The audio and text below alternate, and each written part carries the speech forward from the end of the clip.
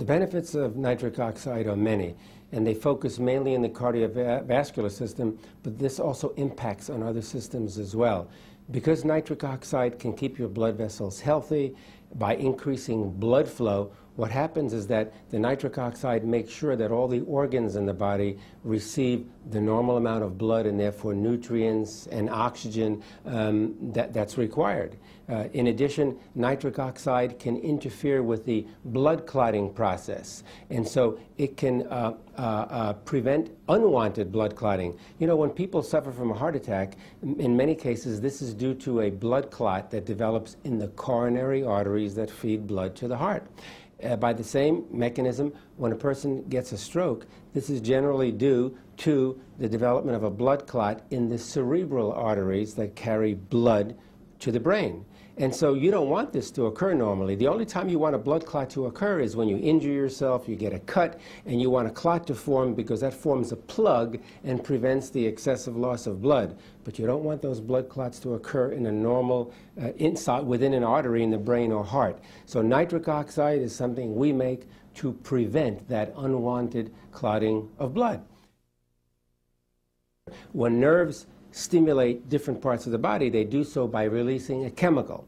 Well, the major chemical in the brain that is released from many nerves is nitric oxide. And this nitric oxide is well known today to facilitate memory and learning. No question about it. This has been shown in animals, it's been shown in humans, and what we've noted now is that in memory and learning disorders, particularly Alzheimer's disease, there is a deficiency, a marked deficiency in the formation of nitric oxide in those regions of the brain that regulate memory and learning. And in fact, a number of pharmaceutical companies are developing drugs that stimulate nitric oxide formation in those regions of the brain. And the early clinical studies show that if you boost nitric oxide formation in the brain, you can restore memory and learning. So I think there's hope for everyone who's suffering from a memory and learning disorder. Not only does nitric oxide decrease the blood pressure and protect against heart disease and so on, but let's keep in mind one of the major effects of nitric oxide in the body, and that is to function as a vasodilator. This means it's going to widen or relax the arteries, and when that happens, of course, you're going to increase the flow of blood to the other end. Okay? Well, we made an interesting discovery back in 1990 when we showed that the nerves that go to the erectile tissue of men and women actually release nitric oxide as the signaling molecule or neurotransmitter. And before we made that discovery, the neurotransmitter was not known.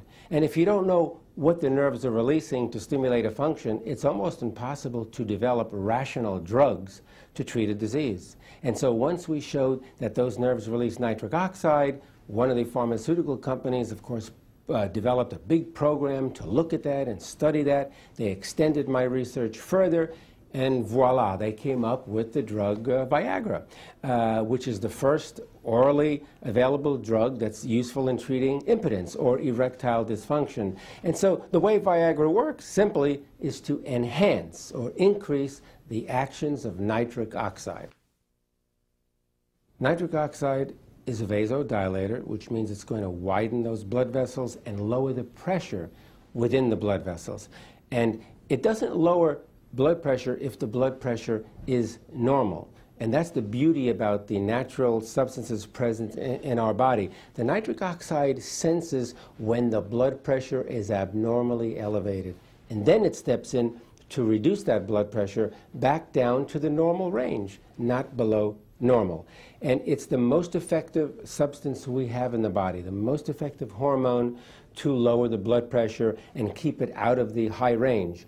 And it's something that you want to do all the time. You want to have sufficient amounts of nitric oxide around all the time to keep that blood pressure down, because high blood pressure can lead to a heart attack. The single most common cause of cardiovascular disease is a persistent high blood pressure that the person does not control, because that pressure against the arteries will eventually tear apart the cells, rip apart the arterial cells, and this is going to cause irreversible damage to the arteries.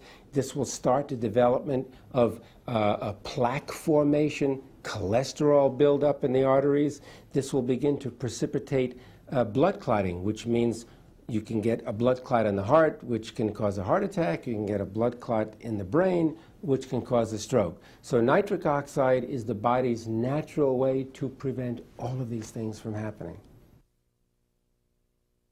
One of the most common causes of a heart attack or a stroke is the development of atherosclerosis, which is nothing more than an inflammatory disease of the arteries. And this comes about when you have cholesterol buildup. In other words, a bad cholesterol, LDL cholesterol buildup will actually cause a change in the structure of the arteries. The blood will begin to clot.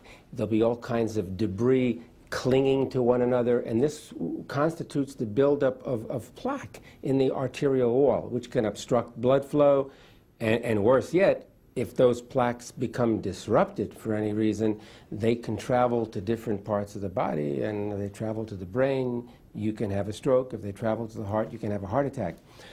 The way the body protects naturally against the development of high cholesterol is through nitric oxide.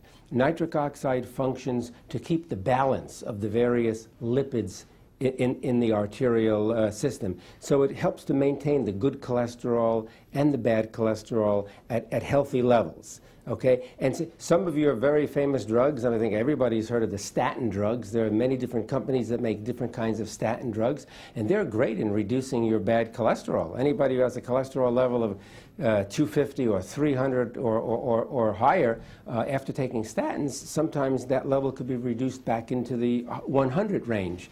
And the way those statins work is by stimulating nitric oxide formation in the arteries. So, you know, if you have sufficient amounts of nitric oxide in your healthy arteries, you don't have to take the statin drugs.